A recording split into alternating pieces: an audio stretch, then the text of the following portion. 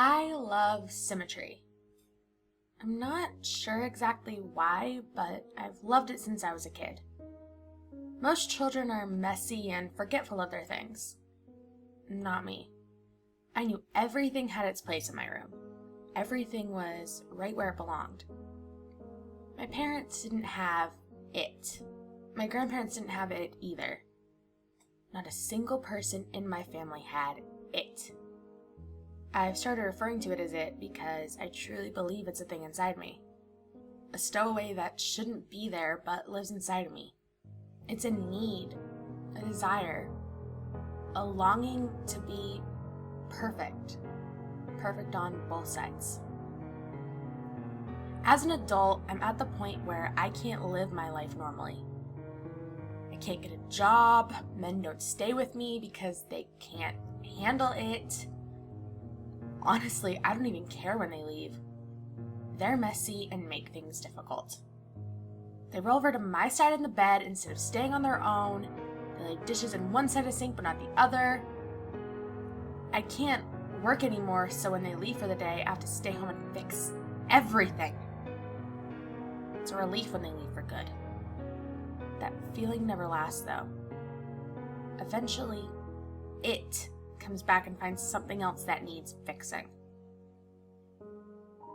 You may be asking, why would I seek out relationships if I can't stand them? Well, it's hard for me to sleep in the middle of the bed all night without moving. Other than the relationship problem, my life is pretty much in order.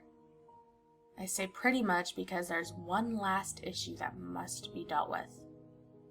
You see, I have what's called heterochromia iridium, or two different colored irises. My right eye was cornflower blue, my left pale green. Both my parents have cornflower blue eyes. My siblings and cousins as well. My green eye is the broken one. It makes me unbalanced.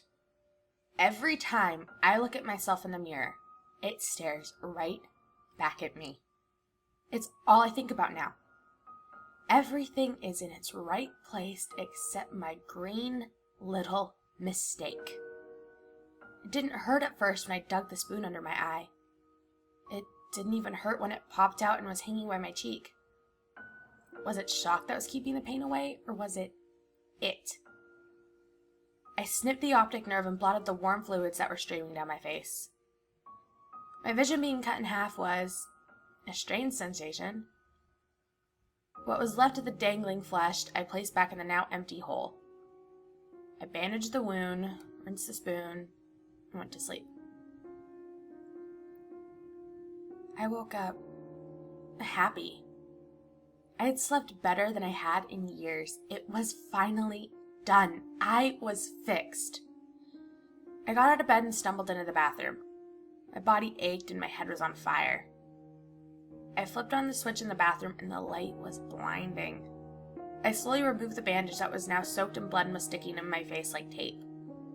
When I looked in the mirror, my stomach turned. Only then had I realized what I'd done to myself, and I couldn't believe it.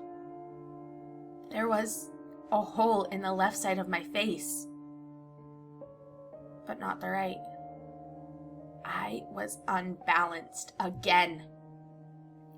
It was much harder digging out the second eye.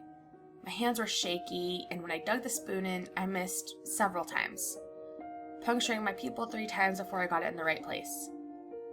Once the eye popped out, I reached for my scissors to finish the job. The blood from the previous night had dried on the blades, so the scissors didn't cut very well. You know when you were a kid in elementary school and your teacher made you cut construction paper for art projects? Did you ever try to cut too many pieces at once, but the scissors couldn't take it? The blades would kind of fold over each other and the paper would get pinned between them. That's what happened with my eye. The optic nerve was pinned between the 2 blades. It was stuck, and as I tried desperately and frantically to make it unstuck, I slipped on the blood and started falling to the floor.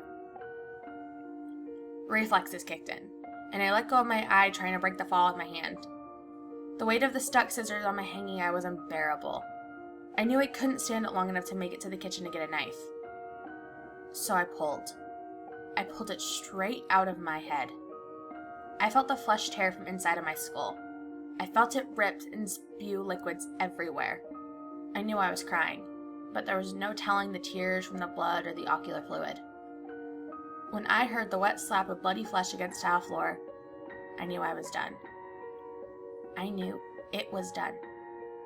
I could live my life now without having to see people's awful, messy, uneven lives. The relief washed over me, and I knew it would be the last time. I had never felt this way before, never had this much hope. As I laid on my bathroom on that cold, wet, sticky tile, I smiled for the first time in years.